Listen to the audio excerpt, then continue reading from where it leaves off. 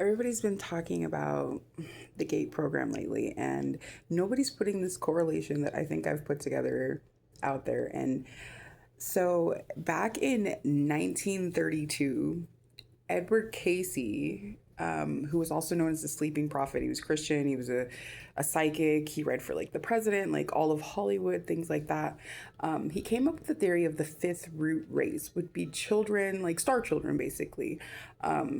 Highly advanced, extremely psychically gifted, things like that. Well, when he died, he left hundreds of readings that the CIA and the government continued to analyze and things like that because he came up with many valid prophecies for the future.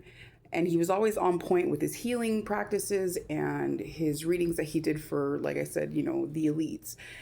So back in 1932, he comes up with this theory of the fifth root race, which the fifth root race theory also was attributed to a Madam H.P. Blavatsky, which he was very good friends with.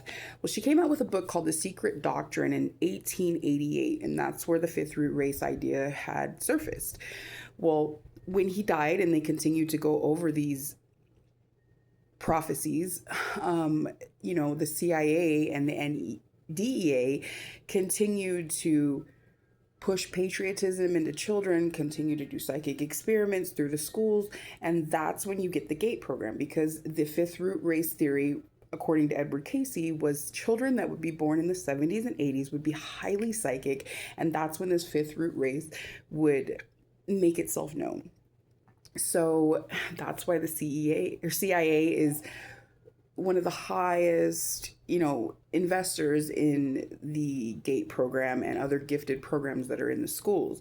I'm not sure the extent of your GATE program experience, but that's your reason why, is because Edward Casey had made a prophecy stating that we would be born with extreme psychic abilities, and the CIA was trying to test that and find out who would be a patriotic threat, possibly. So, yeah, that's your why. Does it matter? Probably not. Be well.